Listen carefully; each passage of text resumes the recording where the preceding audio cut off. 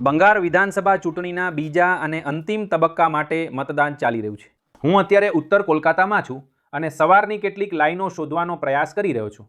તે થોડું મુશ્કેલ રહ્યું છે. આ એક મેટ્રો શહેર છે, તેથી લોકો પોતાના સમયે મતદાન કરવા આવશે, પરંતુ આ જોરાસાંકો વિધાનસભા મત વિસ્તાર છે અને અહીં ઓછામાં ઓછું સવારે એવા લોકોની કેટલીક લાઈનો છે જેઓ પોતાનો મત આપવા આવ્યા છે. હવે આ કદાચ વિધાનસભાની ચૂંટણીમાં નિર્ણાયક તબક્કો છે. 142 બેઠકો પર મતદાન થવા જઈ રહ્યું છે.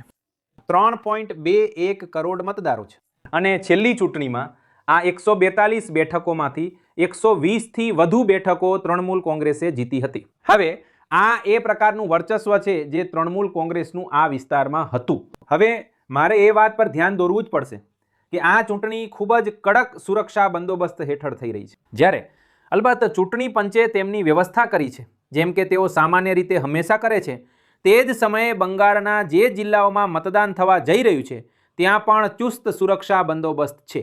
હકીકતમાં કેન્દ્રીય સશસ્ત્ર પોલીસ કર્મચારીઓની રેકોર્ડ 2321 કંપનીઓ અહીં છે. આ કોઈ એક ચોક્કસ તબક્કા માટે અત્યાર સુધીની સૌથી વધુ સંખ્યા છે અને આ કદાચ આ વખતે બંગાળમાં જે રીતે ચૂંટણીઓ યોજાઈ રહી છે તેની અસ્થિરતાને દર્શાવે છે. જેમ મેં કહ્યું, 142 બેઠકો, 1400થી વધુ ઉમેદવારો અને આ દક્ષિણ બંગાળના ઘણા જિલ્લાઓમાં ફેલાયેલું છે અને કડક સુરક્ષા હેઠળ ચૂંટણી અને ઘણા મતદારો અલબત્ત સવારમાં વહેલા પોતાનો મત આપવા માટે બહાર આવી રહ્યા છે. કદાચ ગ્રામીણ વિસ્તારોમાં આંકડા મોટા હશે.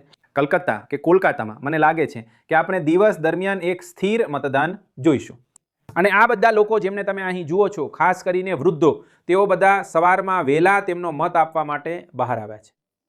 તમે અત્યારે ફ્રેમમાં તે લોકોમાંથી એકને જોઈ શકો છો અને આ બધા લોકો તેમના મતાધિકારનો ઉપયોગ કરી રહ્યા છે. પણ મેં કહ્યું તેમ આ ચૂંટણીનો વ્યાપ આ શહેરી વિસ્તારોથી લઈને મતુઆના હારદસમા પ્રદેશ સુધી તેમજ બાંગ્લાદેશની સરહદ પર આવેલા વિસ્તારો સુધી પણ છે, જે હશે બારાસાત અને વગેરે. તો ખરેખર આ ચૂંટણીમાં મુદ્દાઓનું મિશ્રણ ભૂમિકા ભજવી રહ્યું છે.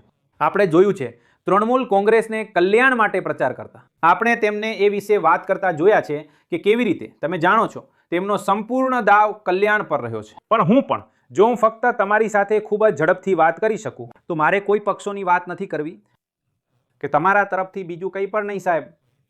બરાબર. પણ તમે શું કહેશો કે જ્યારે તમે તમારો મત આપ્યો ત્યારે તમારા માટે મુખ્ય મુદ્દા કયા હતા?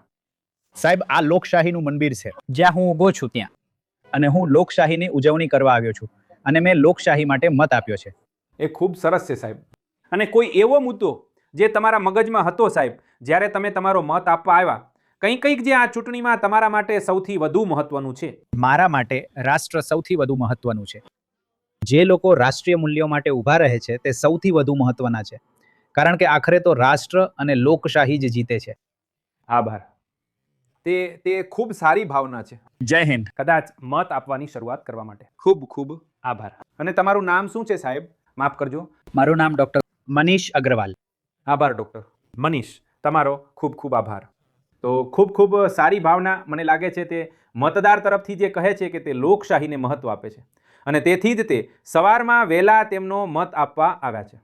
તેમની જેમ બીજા ઘણા લોકો પણ છે જેઓ સવારમાં વહેલા પોતાનો મત આપવા આવ્યા છે. હું મતદાર સાથે વાત કરતા પહેલા હું એ વિશે પણ વાત કરી રહ્યો હતો, તમે જાણો છો, મુદ્દાઓ વિશે. તો જેમ મેં કહ્યું, ટીએમસીએ કલ્યાણ અને તે તમામ યોજનાઓ પર ખૂબ આધાર રાખ્યો છે જે તેઓ ચલાવી રહ્યા છે, જે તેમના કહેવા મુજબ બંગાળના લોકોને મદદ કરી છે. બીજેપીએ અલબત્ત પરિવર્તન માટે ખૂબ જોર લગાવ્યું છે. તેઓ કહે છે કે તે પીએમસી અને કહેવાતા તે સરકારના કુશાસનને કારણે છે કે બંગાળ એક એવા વળાંક પર છે એમ કહી શકાય. અને તેઓ કહે છે કે જો પરિવર્તન આવશે તો તેઓ બંગાળમાં વધુ વિકાસ લાવશે. પણ અલબત્ત તે બધું રાજકારણ છે, તે બધું મતદારોના હાથમાં છે અને તેથી જ તમે આટલા બધા લોકોને સવારમાં વહેલા બહાર આવતા જુઓ છો તેમનો મત આપવા માટે. કદાચ હું પણ જરા આ બાજુ જઈ શકું અને તમને થોડા વધુ મતદારો બતાવી શકું જેઓ સવારમાં વહેલા આવ્યા છે. મેમ, શું હું તમારી સાથે ટૂંકમાં વાત કરી શકું? હા.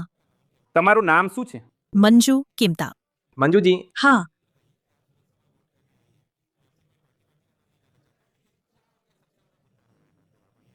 તમારો ખૂબ આભાર. તમારું નામ શું છે, સાહેબ? દીવાન પોલ. દીવાન પોલ. મારે કોઈ પાર્ટીઓ જોઈતી નથી. વાસ્તવિક ઉદ્યોગ માટે ખરેખર અથવા ઉદ્યોગ અને શિક્ષણ. તમને લાગે છે કે તમારા માટે આ બે મોટા મુદ્દાઓ છે.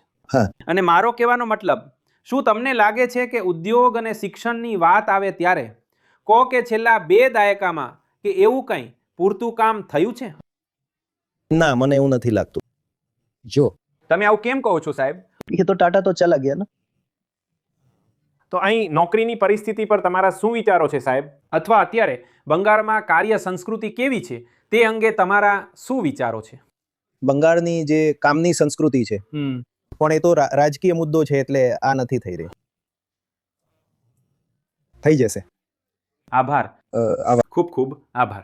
તો મને લાગે છે મતદારો તેમના મુખ્ય મુદ્દાઓ શું છે તે વિશે પણ તેમનો અભિપ્રાય વ્યક્ત કરી રહ્યા છે. પરંતુ અહીં બંગાળમાં મતદાન ચાલુ છે અને કોલકાતામાં કેટલીક કતારો. અને કોઈ એવી કલ્પના કરશે કે ગ્રામીણ વિસ્તારમાં કતારોની સંખ્યા અથવા કતારોમાં લોકોની સંખ્યા વધારે હશે.